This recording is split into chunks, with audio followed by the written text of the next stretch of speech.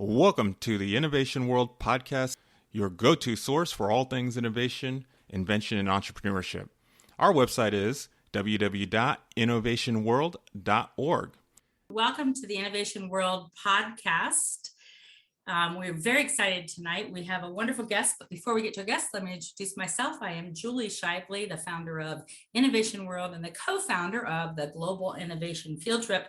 And with me today as co-host, as usual, is the other co-founder of the Global Innovation Field Trip, Jake Mendelson. Say hello, Jake. Hello, Jake. Thanks for being here, Jake. We'll start with a couple quick updates. We have the next Global Innovation Field Trip coming up on July 16th and 17th. And if you're not familiar with the Global Innovation Field Trip, it is a 24-hour online, multi-country celebration of young innovators and programs to inspire and support innovation all around the world. It's a fantastic event to be a part of, and the guest that you'll meet in just a little bit has been a presenter on GIFT and has been a host on GIFT more than once, and I think is going to do it again in July. So if you can't get enough of him here in this podcast, please visit the globalinnovationfieldtrip.org, come to the July 16-17 event, and you can watch him in person as he hosts other guest students and adults. Also, today, June 7th, is the deadline for the National Innovator Challenge. If you have not got your registration form in there, you want to get it in there now. And we will spend the rest of June judging the entries we received. And those entries will be apps, ideas, or prototypes.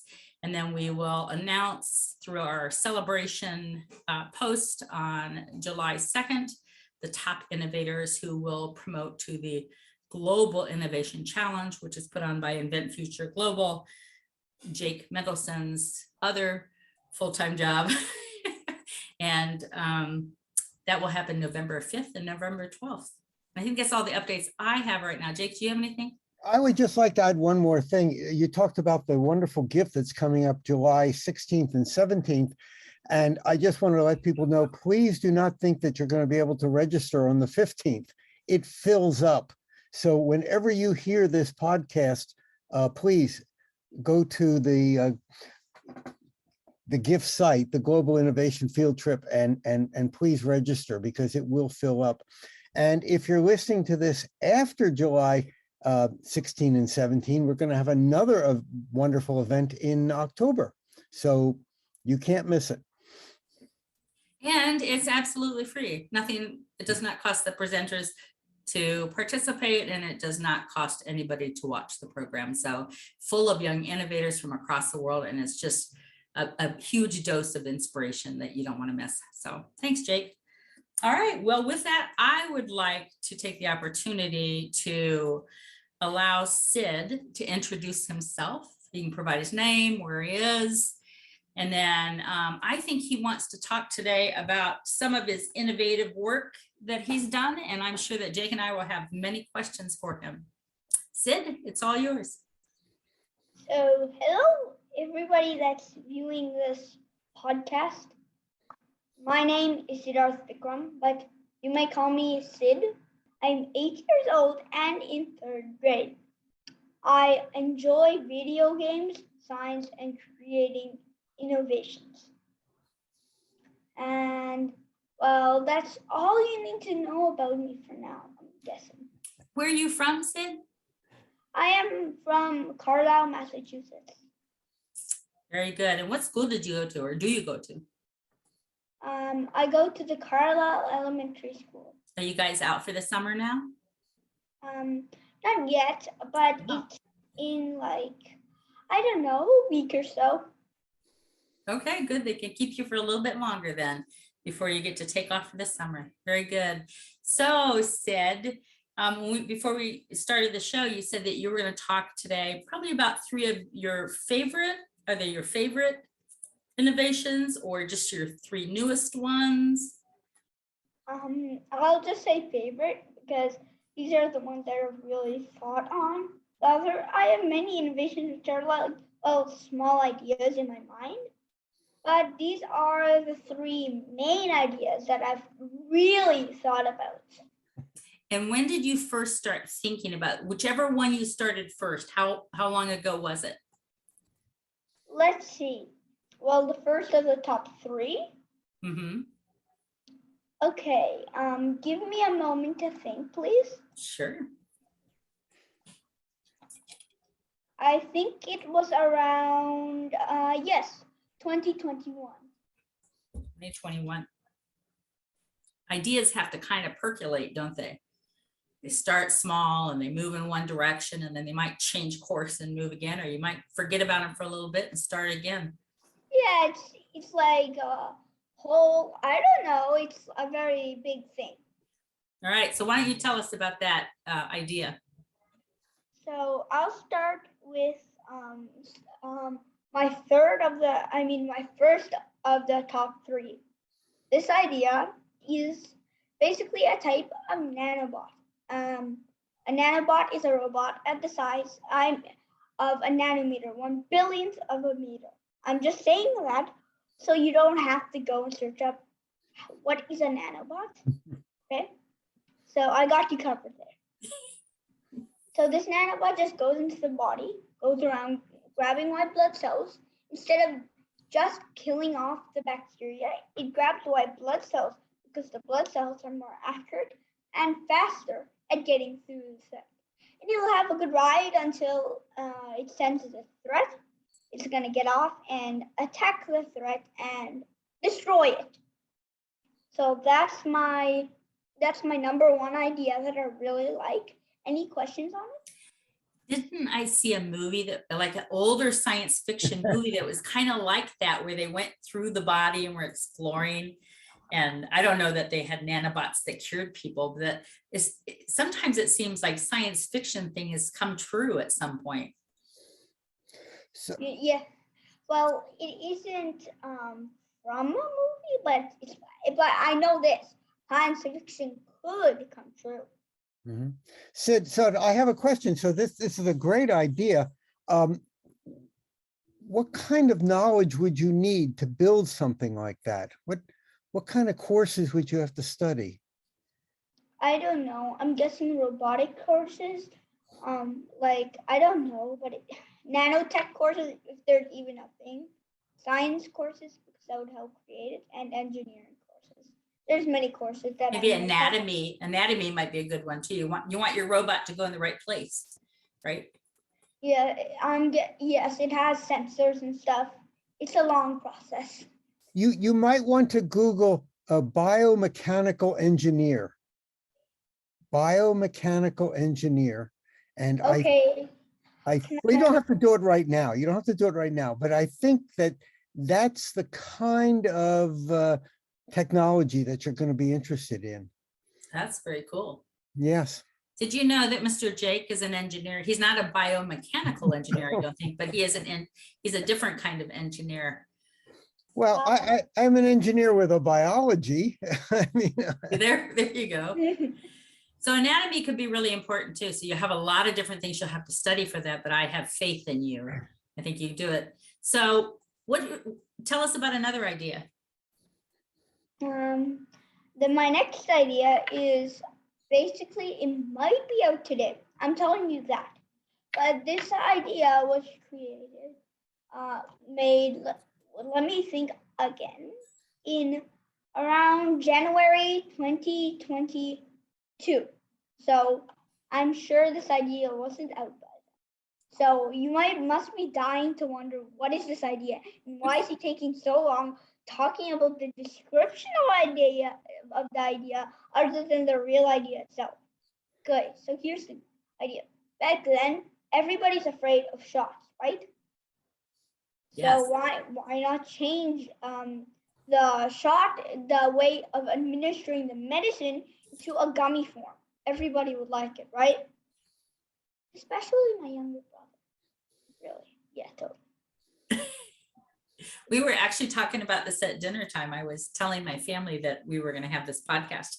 And I said, one of the things that Sid wants to invent is a gummy vaccine. The only thing we couldn't get around was how that gummy might taste with that vaccine medicine in it. You might have to really disguise that, because I imagine those probably don't taste very good. Yes, but it's basically something like this.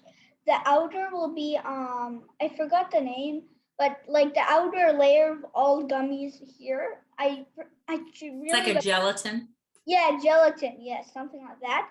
They eat, and it's like full of sugar to erase everything. I'm guessing you have to drink a lot of water. I'll tell you that. And then there's going to be the medicine like packed inside of it. So when the nutrients spread out into the body, it's probably going to get spread out there, and it's probably going to work. Oh, I'm sorry. Go ahead. That's okay. I just wondered what the difference was swallowing a vaccine versus having it injected, and how that changes, if it changes. I don't know that it does, changes the effectiveness of a vaccine if you're consuming it that way. I don't know who you would ask. What kind of specialist would you ask for that, Jake? Well, to be honest with you, I don't know. Well, but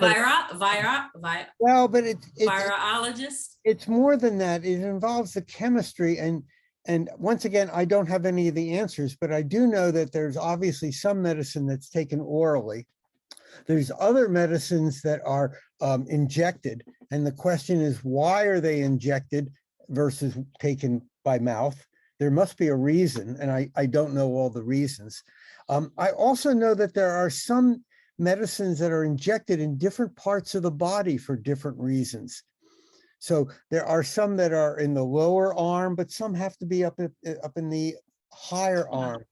So there's a lot of medical stuff going on. I don't know the answers, but Sid, that might be something you can start to investigate. Talk to some doctors and say, why are you injecting this in different parts of the body? I don't know.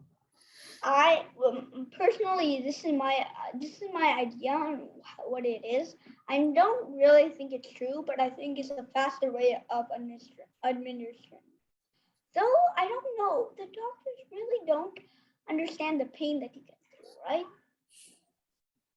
Well, some of those doctors also get vaccinated, so they might understand it. But people get so used to thinking we just have to live with that because we always have. So I like when people, especially young people, ask questions about, well, why are we doing that? Why can't we change it? Because we don't have to live with something just because we always have. So I think these are really good questions. When I was in the Army, they were giving shots to thousands and thousands of troops very quickly. And they didn't do it with needles. They did it with compressed air. And I can't tell you exactly how it worked or what was going on, but they had everyone lining up and they would just go with compressed air. Sid, why don't you go ahead and tell me then about your third idea? So this idea is a rover, actually. It's funny.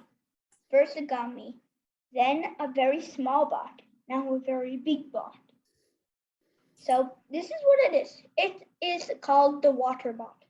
This rover is specifically used to be on Mars. So let me show you how this bot works. It can go across Mars's rough terrain with its wheels, so that's not a problem. It has solar panels for energy, so that's not a problem too. There's a loading cargo on its back, and I will tell you why in a moment. And an arm to pick up ice. You want to know why it's ice?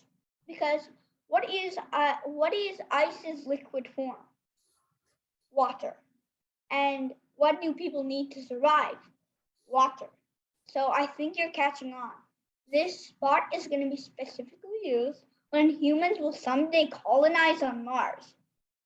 And when they do, the spot is going to go to all the way up to the Mars's ice caps and fetch a handful of ice and just trot back, and the ice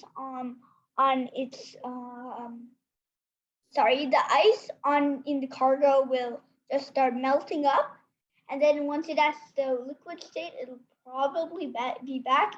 Then all the people there will have a good time with the water. This is going to be way easier than using the hydrogen oxygen. But does Mars have an ice cap with ice caps? Yes, it does. It does? Yes, it might be. It's very interesting. Where have you seen information about its ice cap?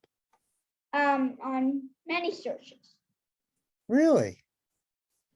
you can actually. You'll have to send some information to Mr. Jake about that. I will.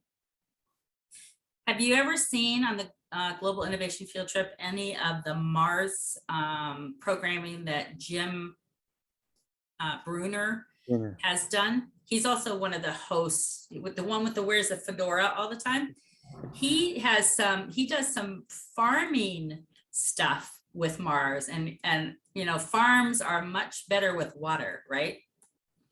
I think we Yep. should introduce you to Jim sometime, and you should talk about your idea with him. He can share some ideas with you about what he needs too for his farming. He actually has a farm in Columbus, Ohio, not too far from me, but it's in downtown where he lives. He has a farm, and he tries to simulate how he would farm on Mars there.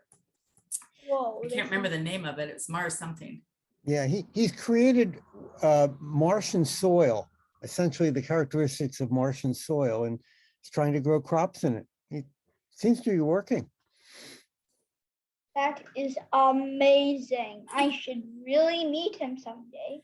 Well, we can arrange that. You can have a separate call with him, and maybe you could host with him next time too. Really? Yeah, you would like that. He usually does at least once a year. Once a year, he'll come on our program and do an update on how it's going at his Mars farm. It was on in April, so he may not come on again until like October, but he would definitely be on hosting. So we'll see if we can't get you guys paired up together. Well, the other thing that's interesting is about him is he brings on students to help him. And I'll be honest with you, Sid, you're a little bit young right now, okay? But in another 2 or 3 years, you might be able to talk him into bringing you on as one of his interns, and you can actually help him with his work. I understand. That's I might be small, but soon I will go there. I will. Okay. Well, if you end up ever coming to Columbus too to see him, I will have to take you to lunch or something like that. So I have a couple questions for you. First of all, I want to know how old you were the first time you started feeling like an innovator, like you could create something different or new or helpful. I think it was around 7 years old. And I'm surprised that's only 2 years ago, right? Yeah, it was. That's, I think, when I did my first competition. So that's the exact same year. Funny, isn't it? Yeah, and you've done a lot in a short period of time then. So I wonder what influences in your life have helped you down this path to become an innovator? Well, it powers me. My passion powers me. My passion for creating things that will someday help people. Someday, or in the present, correction, help people. Because the Mars bot, that is a someday. But the COVID gummy and nanobot, it could help people today. So I just, to create these ideas, all I have to do is think about problems myself and in my family, and think if those problems can apply to everybody else. And if it does, then I start thinking more about it. Do you have trouble thinking of problems? Sometimes when I feel like all my problems are done. Yeah, that's usually the hardest thing for a student is, a lot of students think everything's been invented, and that's certainly not true. There will always be more and more to invent and to improve and to change. So it sounds like you have a pretty good handle on how to figure out where to look for problems, though, because you generally, it's your empathy that you're looking close to your life and the life of other people around you to see what kind of problems people are suffering from so that you can try to solve them. All right, another question for you. If you could go to lunch with anybody in the history of the world, whether they're still with us or not, who would you want to go to lunch with? Besides Julie and myself. Yeah, Besides the two of us. more important than us. If you could have your one person in the whole wide world to go with. You stumped me. I Because there stumped are many people in the world that I would want to go out. Okay, let's say that you could invite your top 3 or 4 to eat with you. Who would it be? Well, the thing is, I don't have a top 3 and 4. But, Well, you have to pick. You got to pick because that's the only table they have available is the table seating 4, and you're one of them. So who are 3 people are you going to invite? Who inspires you enough that they get to be one of those 3 people? there are 2 people that I really think could go, but I am not sure I can invite 2 people out to lunch. So should I say the 2 because I cannot pick Sure. one. One of them is Neil deGrasse Tyson, an astrophysicist. Yes. The other one is Elon Musk, who I think is the founder of SpaceX and created Teslas, which my dad has over there. And I forgot the last one. The last one you forgot? So Sid, let me just tell you something. Both of those people are still alive. Okay? Yeah, And both of those people eat lunch every day. yeah. Okay? I think you should write both of them a letter. I'm totally serious. Write them a letter and say, tell them who you are and say you would love to have lunch with them. What would be a good time to do that? I am totally serious. Okay. That's how it happens. Now, you might not get them both on the same day, but that's even better if you got them individually, right? True. Then they wouldn't be so competitive at lunch with each other. I'm just Well, I said, I'm totally serious. You should do that. You should absolutely do that. I will. I just need to keep that on my test. Yeah. So Sid, how can people help you or can people help you? Is there anything that you would ask for that people could help you as an innovator? Okay. I mainly use my computer as my helper, but I'll give my dad full credit of helping me with my projects. Very good. It's nice to have a helpful dad and mom, isn't it? And my mom's the one that sets it up. I know. I write to her all the time. She's doing a really good job. You should give her a raise. I should. She never misses an appointment for you, and she always follows up. She's very, very good. She is. She could teach classes on how to be a supportive mom. Mm. Only thing is, my gender is a boy, not a girl. You're what? The thing is, I am a boy, not a girl. So there's a big difference, though. Okay. Okay. So tell us, you have, how many times have you been a co-host on the Global Innovation Field Trip?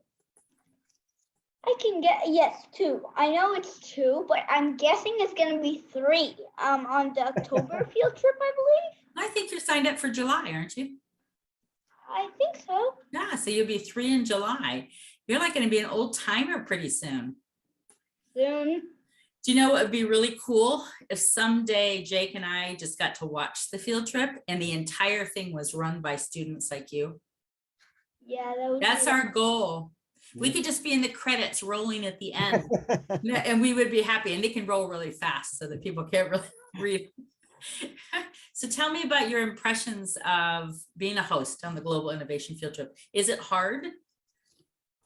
Well, what I have to do is identify things about other people's ideas and talk about it. I'd suggest or compliment, and yeah, it's really, really, really fun. That's good. And I was listening to some of the videos this weekend because I was trying to find some other information, and I ran into a couple that you were hosting, and you're really good about thinking very meaningful questions, and you're very good about complimenting the people too. And that's the whole idea. I mean, our whole purpose is to celebrate whatever they've done, whether it's small or big or anything else. We just want to celebrate and encourage them to keep on trying and keep Yes. innovating. So we appreciate your help very much, and we're glad that to continue to include you, and look forward to the day that you just say, wait, Jake and Julie, don't you want to take the day off, and I'll just take care of it for you. That would be Yep. That's gonna be one day. great. Thank you. We're looking forward to it more than you are. So do you have anything else you would like to share, maybe with young people out there who are thinking about maybe becoming innovators, but aren't really sure that they can do it? Yes, I know everybody has an innovator inside of them. They just have to get it out. You just have to come in your mind, think of a problem, get a solution, and you're off. Being an innovator is as easy as, as going out for a stroll. I'm sure, for many people. And everybody can be an innovator, but they just have to get it out of them. Very good. Very good. I love that.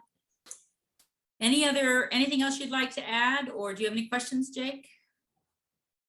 I want to know when lunch is, because I'm going to try and join. Well, I don't know, maybe 12 o'clock or something on some day. And thank you so much for allowing me to be in this podcast. It's a great opportunity, and I hope someday you're gonna take a day off. We'll get enough days off someday soon, probably. So it's okay. Hey, I wanted to tell you too. Thank you. You were a speaker at Invent New England recently too, yes. weren't you? They were asking if we could find a young innovator, and you jumped right up and said, "I'll do it." So how'd that go? It went very, very, very, very 1,000 more veries well.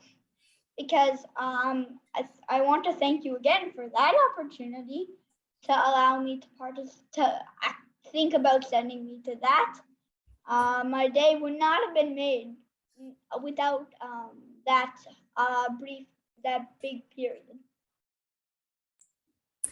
Listen, Sid, it's been great having you here this evening, and we can't thank you enough for everything that you're doing for the Global Innovation Field Trip.